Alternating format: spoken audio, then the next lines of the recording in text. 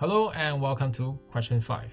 Now, even before we start with hypothesis testing, we actually have raw data that we need to process into statistics. So over here, we're given the masses of 11 bags of flour, and we actually need to turn this into things like what is the observed sample mean, what is the observed sample variance.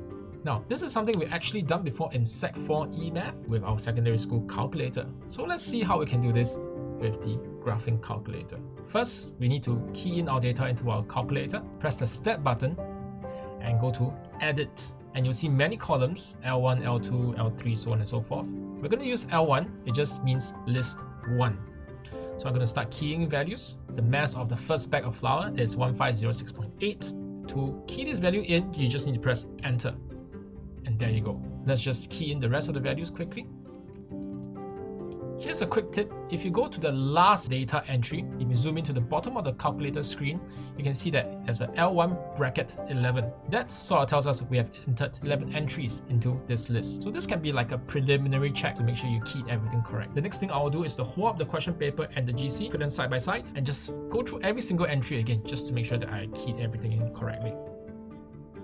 So this is a really important step because if you get your answers wrong here, that will affect the answers in your subsequent parts, and that is not something you want to do. To go to the Stat menu again, this time we're going to move right to go to the Calculation tab, and we're going to select the first one, 1 var stats, which actually means one variable statistics. And over here, the calculator will ask you for the list that you use. We use L1. Calculator will ask you for a frequency list as well. We are not given any frequencies here. In further practice questions, we'll take a look at when will we need to use the frequency list. But for now, just go ahead and press calculate. Small x bar, the observed sample mean, that's 1506.8, which is part of our answer.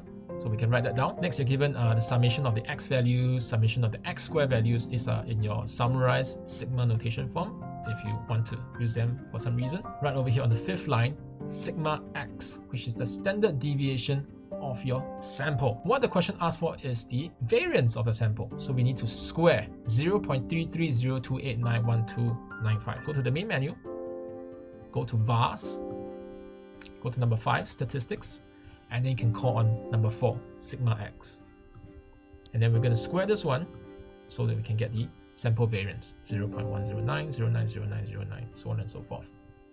So we're done with part 1. Let's move on to part 2, where we do the hypothesis test. Step 0, let's collect some information. This population is normally distributed, and we also have the population variance given. Important numbers we should take note of: the alleged population mean, 1506.5, have the sample size of 11, so let's write that down. Great. However, do take note that since we have the population variance, the sample variance is not required. Taking a quick look at the question, it seems that our random variable x and also mu is not defined. Great. Now with the definitions done and information collected, we can go ahead with step 1. In step 1, we have to write down our null and alternate hypothesis. The null hypothesis is the average mass of bags is 1506.5 grams, while the alternate hypothesis is something that our sample suggests.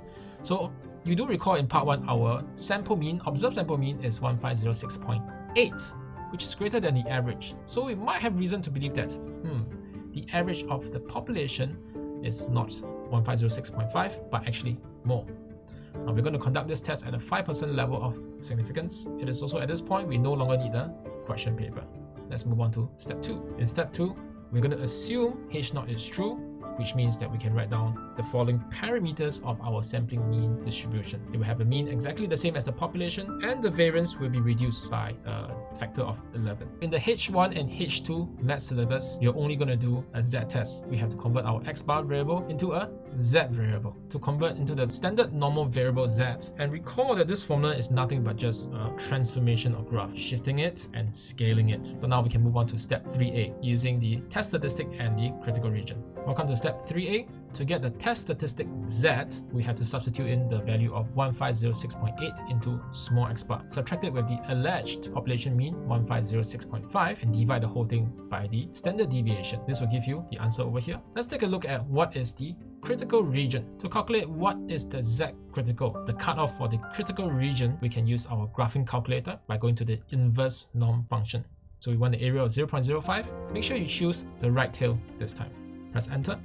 and you should get the same answer as on my iPad. Now, if you don't want to use the graphing calculator, you can use the MF26, but you'll get a slightly different answer, 1.645. Make sure you state down what method you use because the level of accuracy is different so that the marker can mark accordingly. Let's do a quick sketch to see whether or not we should reject H0. The critical region is defined to be on the right of our Z critical value, and our test statistic is inside the critical region. What does this mean? Let's take a look at the X bar distribution. The yellow distribution is our Z, the standard normal variable, and the white one is our capital X bar distribution. We have converted the X bar variable into the Z. How we done that was to take every single point on this curve, subtract it by 1506.5, that shifts our entire curve to the left such that this point is no longer at 1506.5, it's at 0. 1506.4 would now be at negative 0.1. Everything shifts by 1506.5. Then we divide by the standard deviation, and this white curve flattens out into this yellow curve over here. So what that means is that there's a 1-to-1 correspondence. If there's a value that exists on this white graph, there is a corresponding value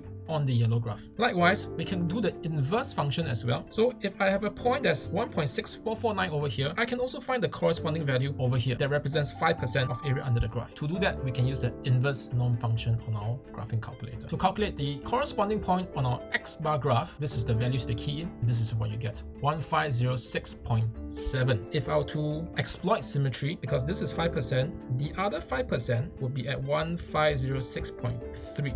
If you take 11 random bags from the population, add it up and divide by 11, 90% of the time you're going to get average values between 1506.3 and 1506.7. And if you're getting 1506.8, that is unlikely to happen. So we are very predisposed to say that this shouldn't be happening. Then that means that the mean is probably not this, the mean is probably this. And since this sample mean is the same as our population mean, then we can say that, you know what, the population mean should be maybe around here or maybe around here, and that's why I'm getting this sample over here. That is the meaning of rejecting H0 at 5% level of significance. So let's take a look at step 3b, how we can conduct the same test but using the GC and getting the p-value. Welcome back to step 3b. We're going to use the graphing calculator to calculate the p-value. However, this time is a little bit different. Under the Z test, we're going to use our input with data instead of stats. Remember that this is a question where we're given data in its raw form, not processed statistics. Finally, we can see how to do this part of the Z test. Moving down to the first entry, mu0, that's 1506.5, which is our alleged population mean. Sigma, which is the square root of 0.16, that's 0.4. Next, we can use our list L1. Frequency, we can just leave it as 1. Frequency is 1 each. Next, we're going to test for greater than mu0. And finally, let's calculate. You get a p-value that's exactly the same as what we've written on the screen. Now let's do a quick sketch to understand what is the meaning of the p-value that we got. So with the p-value of 0.0643, the rejection area is 5% of the area of the graph on the right tail. This has the same kind of meaning as the conclusion we got in step 3a. It is very unlikely for this sample to appear if the population was actually 1506.5. So we have reason to believe that the population mean is probably greater than 1506.5. So now let's move on to step 4 and write our concluding statements. Depending on whether you use step 3a or 3b, you will have to write the different kind of concluding statements. And don't forget to wrap it up by saying there's sufficient evidence to conclude the bags of flour are overfilled. Now let's look at the last part of the question, part 3. To explain part 3, I will employ the same strategy as before. Easier to explain this using the X bar distribution. Another reminder that X bar is really just taking 11 random bags from the population, adding them up and dividing by 11. I will have a very high chance of getting values that's near 1506.5. Now if I'm getting 1506.7 and above, that only happens 5% of the time. But since that happens 5% of the time, although it's unlikely, it could happen 5% of the time. If that really happened, right, and it was really due to luck that it happened, then we could be rejecting H0 when it's actually correct. So that is the standard answer we like to give whenever they ask, explain what is the meaning of 5% level of significance. We could be rejecting H0 when H0 is in fact true. But beware of this question. So they did ask for the context of the question. There's a chance we might conclude that the bags are overfilled when in fact they are not overfilled. So that is the answer to part 3. I hope you found this helpful, and I'll see you in the final basic practice question, question 6.